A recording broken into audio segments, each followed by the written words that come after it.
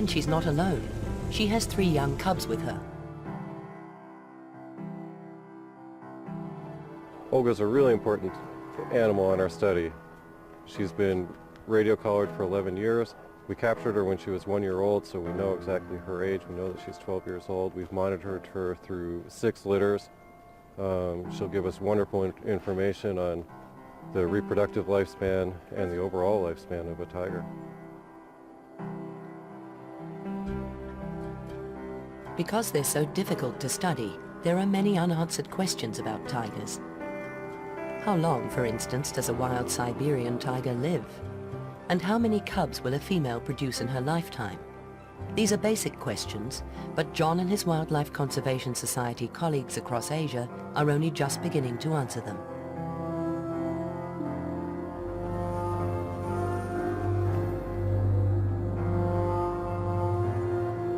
They have to be detectives, gathering clues to piece together a picture of how tigers live and what they need to survive. Because they work in such different countries, each biologist collects his information in quite different ways. Today, John is out to investigate a possible tiger kill. But first, he has to make sure he's not in any danger himself. So caller reported seeing some crows over here, which means we might have a kill. I just want to check and make sure we don't have any radio-collared tigers in the area. However slim, there's also a chance that John could still be surprised by an uncollared animal. Nope, no signals.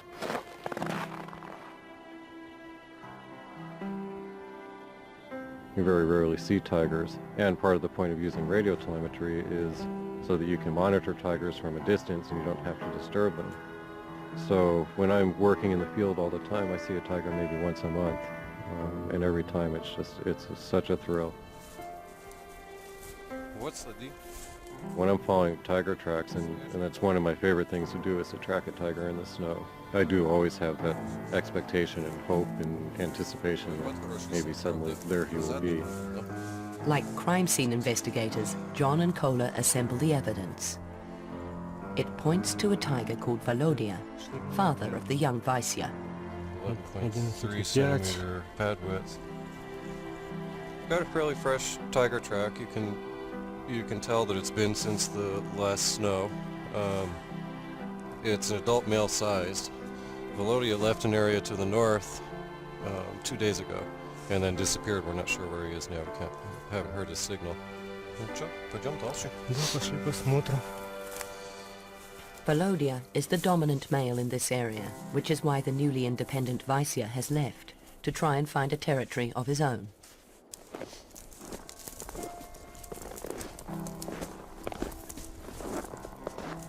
The tracks here gotten drifted in with snow and we've lost him, but we'll just go into the woods and look around, see if we can find him there. John and Kola hope the trail isn't about to go cold. Every tiger print tells a story. Really beautiful tracks. You can see how he chooses where the snow is hard so he can walk on top but it doesn't break through. John Goodrich and Kola Reben have become experts at tracking Siberian tigers in the winter snow. Интересно, смотри, такой вверх идет. So these tracks are coming up, and that's because when the tiger walked through here, they packed the snow down, and then when the wind blew the snow away, it didn't blow the packed down snow where the tiger walked. So that means that the tiger walked here in the fresh snow before the wind started blowing and blew the snow away. The pieces of the puzzle are falling in place. They know which tiger made the tracks and when it was here. Then they begin finding clues that suggest what it killed.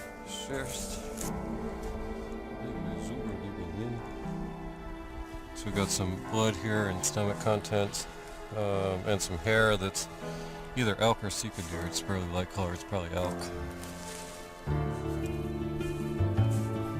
The signs of life and death are clearly marked in the snow. Here the tiger dragged the elk, or red deer, for a few hundred meters. With every kill they track, John and Kola learn more about the habits of their tigers. They know, for instance, that red deer are a favorite prey item, and that wild boar come a close second.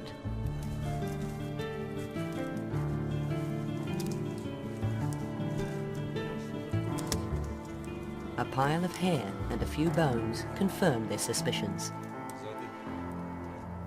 Part of the pectoral girdle.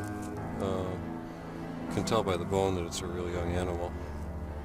So it'd be less than a 1-year-old elk. Похоже, как молодой действительно. So it looks like he killed it right out in the open there, dragged it in here, ate a little bit, and then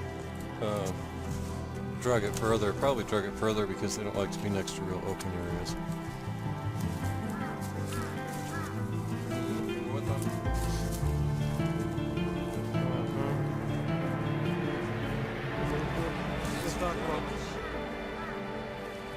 Finally, they find the frozen remains. Less than 10% of a tiger's hunts are successful. This was a well-earned meal. See how полностью. Got a elk calf. See tooth marks right here in his throat. Pretty much everything here is eaten. Just got a pile of hide. A little bit of meat left on his neck that the tiger didn't eat.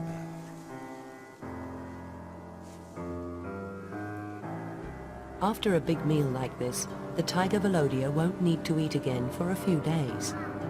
It's just as well. A snowstorm is blowing in from the Sea of Japan. There'll be no more tracking for the next few days.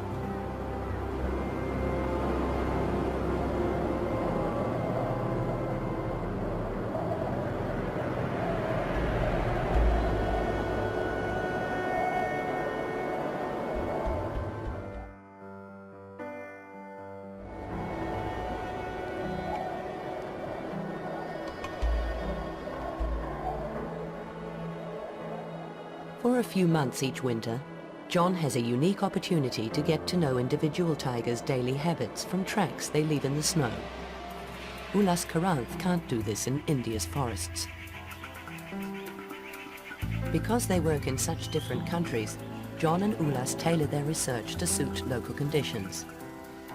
In recent years, Ulas has concentrated on the bigger picture, comparing different tiger populations across India.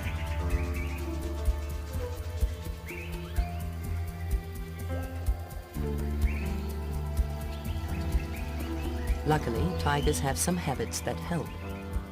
They enjoy the easy travel that roads offer, and they mark their territories with droppings. In the process, they leave behind clues. Ulas and his team are always looking for insights into their secretive study animal. There are a variety of techniques that scientists use to pierce this veil of secrecy and learn about the tigers. The most basic ones were like picking up their scats, droppings, searching the forest, looking for their kills, and you're really like a Sherlock Holmes there. You're looking at all the evidence, digging through the muck, you get a few pieces of the puzzle in place.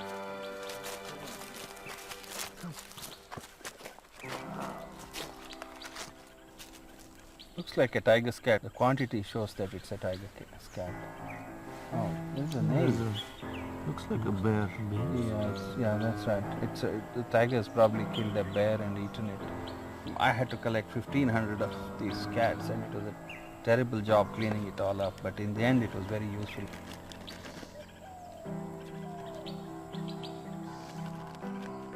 It may not be glamorous, but it's one way for Ulas to get a close-up look at the tiger's dietary habits. Even more of a challenge has been finding ways to count them.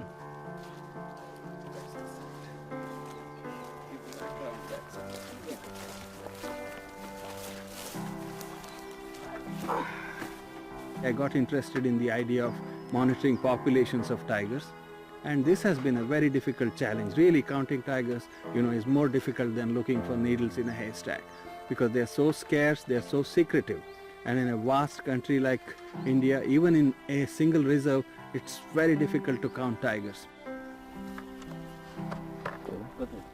To maximize his chances, Ulas carefully chooses a track which is likely to be a favored tiger route. No, you need to wrap it. This is a camera trap. 2 small cameras and an infrared beam. A passing tiger triggers it to take a self-portrait, one of each side of its body. Okay. Where's the tigers are uniquely marked. I didn't have to go and paint my tigers. They had these body stripes or barcodes or whatever you call written on them. It's basically 2 or 3 things you look for: position of the stripe on the tiger's body, its shape, and its size. And once you get that, it's like barcoding you find on a library book. Tigers are like big barcoded library books walking around.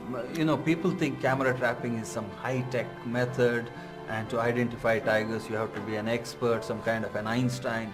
No, it's very simple. My daughter could ID them when she was 12 years old. So far, Ulas has photos of 7 individual tigers from Badra. From that, he estimates the park is home to fewer than 20. It doesn't sound like a lot, but it's a number he expects will soon increase.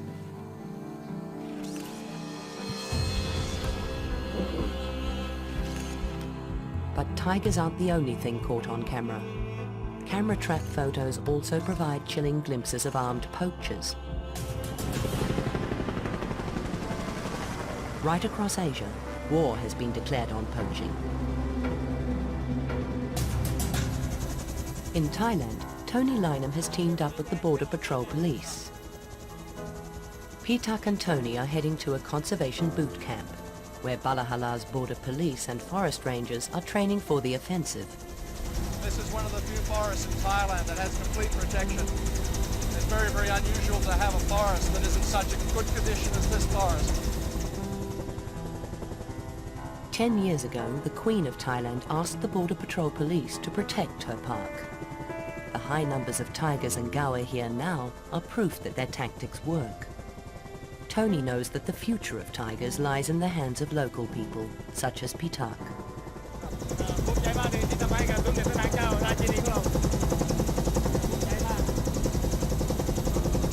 He said he's very proud to be working here for the Queen, to be protecting this area, for the Queen and for the people of Thailand.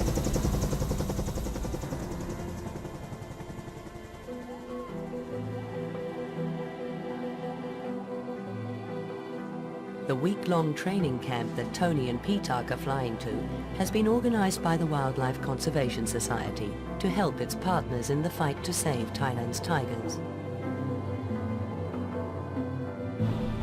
These Border Patrol Police and Forest Department rangers are the frontline forces.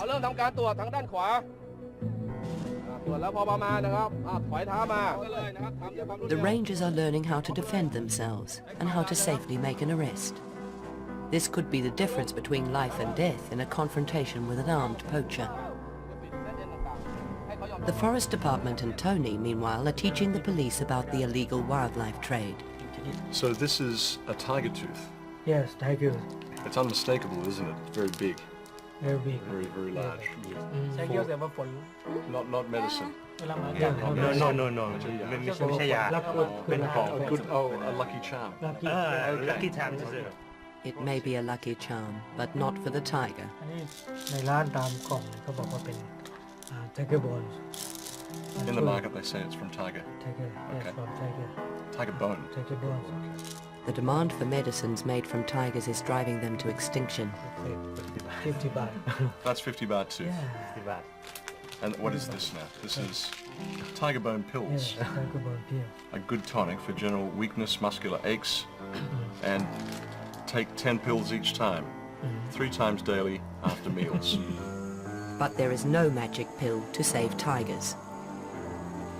Tony will soon return to the jungles, finding out where tigers still survive.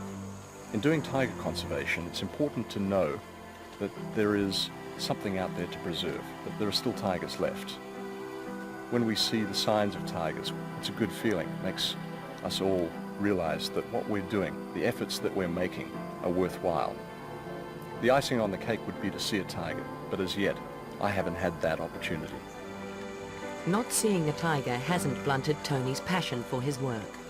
He firmly believes that Thailand's tigers have a future in protected areas such as Balahalam.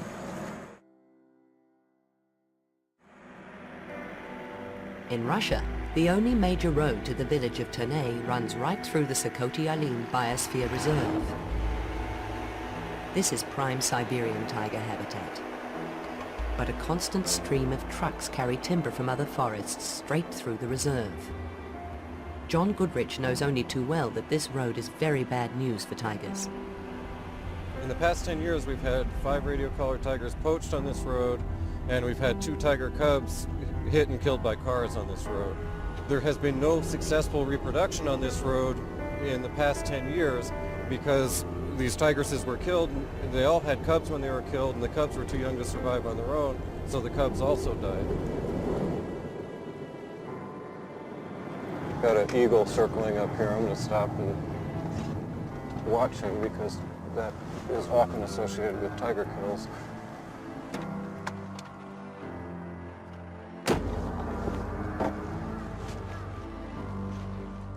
John hopes the eagle isn't circling the body of one of his collared tigers.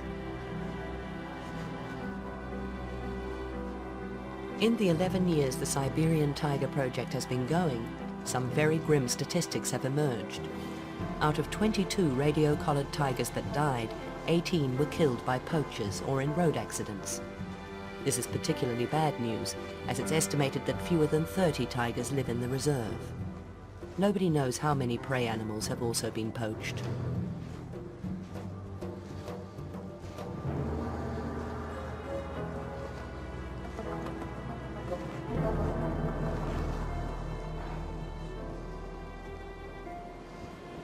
It's a young male Sika deer, probably killed by poachers. It's not a tiger kill as far as I can tell. It's fairly old. It's been here for a week at least. Often what happens when poachers shoot an animal, if it doesn't fall down right away right next to the road, they just leave it. You know, so they probably shot this next to the road, it ran off 100 yards, fell down and died, but the poachers already figured that they missed, or because they're afraid to spend much time next to the road because they'll get caught by the poaching patrol. To protect tigers along this deadly stretch of road, the Sokoti-Alin Biosphere Reserve have stationed a poaching patrol here. They watch the road from a small cabin high on a hill. If they see anything suspicious, they radio through to a mobile unit. As a result, there have been no tiger deaths on the road for 3 years. Yet outside the reserve, poaching is still a major threat to the 350 or so remaining Siberian tigers. John and Kola have been asked to help a young tiger. 6 weeks ago, he was found severely frostbitten and nearly dead after poachers killed his mother and siblings. First, they must anesthetize the cub. John distracts him long enough for Kola to get a clear shot with the tranquilizer dart.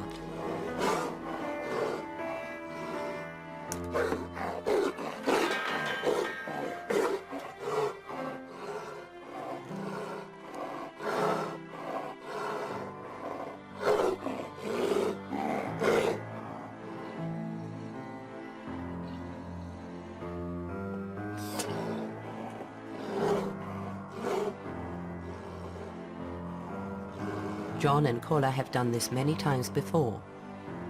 It's the same procedure they use to put radio collars on wild tigers.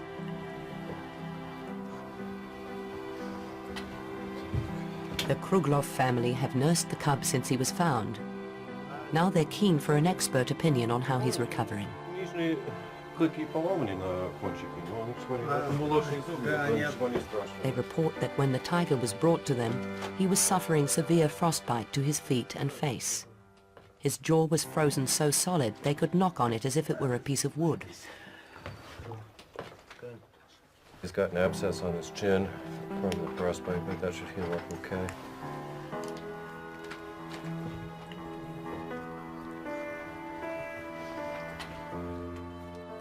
While the tiger is under anesthetic, Kola collects blood samples that will help alert them to possible diseases.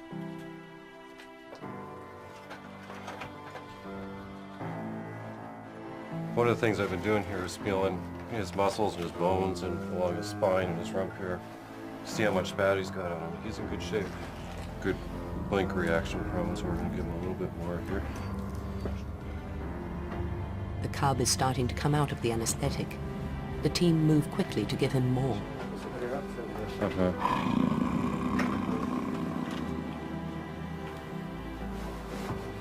It's a risky business. Too small a dose and the tiger may wake up.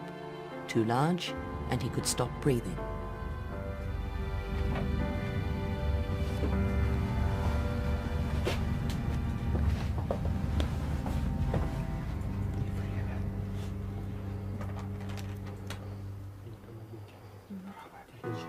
Edward had some concerns that he seemed to be having some trouble with his back legs, but there doesn't seem to be any problem. He seems to be moving just fine.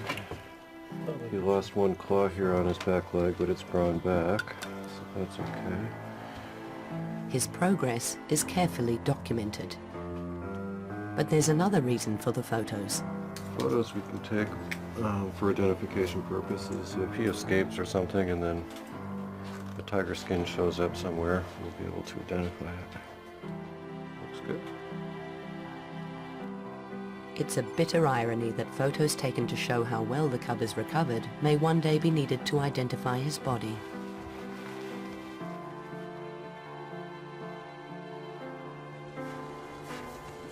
The checkup is complete, and John is very pleased with how healthy the cub is. His weight has doubled in 6 weeks. Now it's time to get him back in the cage up the hill before he wakes up.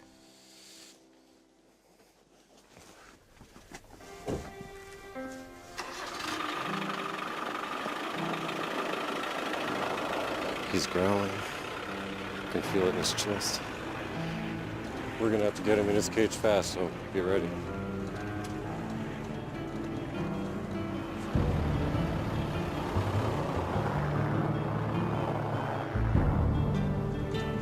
With so few left, every wild tiger is important. This is one tiger encounter that John would prefer not to have had. Although he's healthy, this cub is probably too young to survive on his own in the wild.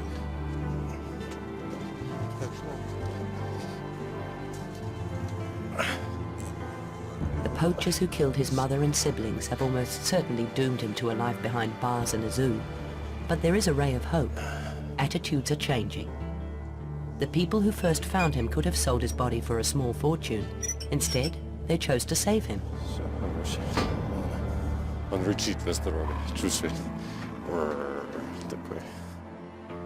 And in densely populated India, there is also a ray of hope for Badra's tigers. Asia's tigers and the wild places where they live have been disappearing at alarming rates. Ulas Karanth believes that to make India's few remaining forests safe for tigers, people must be kept out. This year has been a milestone for the Badra Tiger Reserve, but Ulas has to go into the surrounding countryside to find out why.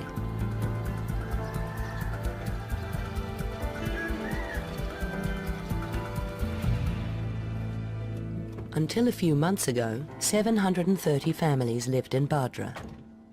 As an incentive to relocate out of the tiger reserve, the villagers were offered land and new homes by the government. Ulas and Girish have been strong supporters of the relocation, and they're here to find out how people have found the move. Ulas understands that to save tigers it is also important to look after local people. What has happened here seems to be benefiting both.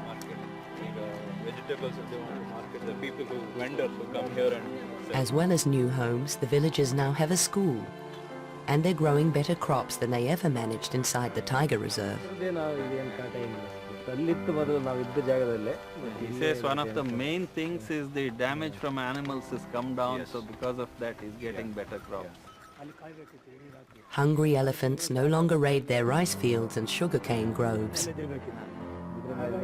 One of the things that she says, they are so much healthier because they sleep a lot more. Once they had crops there for 6 months a year, they couldn't sleep at night. They had to guard the crops, and they don't have to do that, and they're really sleeping well these days. The wild animals in Badra Tiger Reserve are sleeping more easily now too. The 16 villages that used to fragment the park have gone, and without people there will be less poaching. Ulas believes this approach is the key to saving Badra's tigers and their prey. I'm very sure that tigers can't be saved by scientists and science alone. All elements have to be in place. But what science does is channelize all this passion in the right direction, because you can be full of passion and be doing absolutely the wrong thing. It's the knowledge that science provides that allows you to do the right thing in the most efficient way. A tigress can produce between 2 and 5 cubs every 2 years, so with enough food, their numbers can recover quickly. Ulas expects that in 10 years, Badra's tiger population will be 3 or 4 times what it is now. It is this knowledge which gives the Wildlife Conservation Society such hope. Tiger as a species has a right to survive because we didn't create the tiger, we inherited it and we need to pass it on to the future generations. There's immense potential actually. If we get our act right, I think there's a lot of room for tigers on this earth. Even in a continent that's home to more than 3.5 billion people, Ulas and his WCS colleagues believe there's room for up to 100,000 tigers. Their ambition is to see tigers thriving, whether they live in India, Thailand, or here in Russia. Kola and Vladimir are returning from another day's tracking. It's been a good winter. All the Siberian Tiger Project's radio-collared tigers have survived. No problem animals have come into villages. And there's more news. After a few days on his own, the young male, Vaisya, has returned to the security of home. Вася искал свое семейство. Да, нашел следы Лидины мамы и начал. Ветер задувает следы, не видно.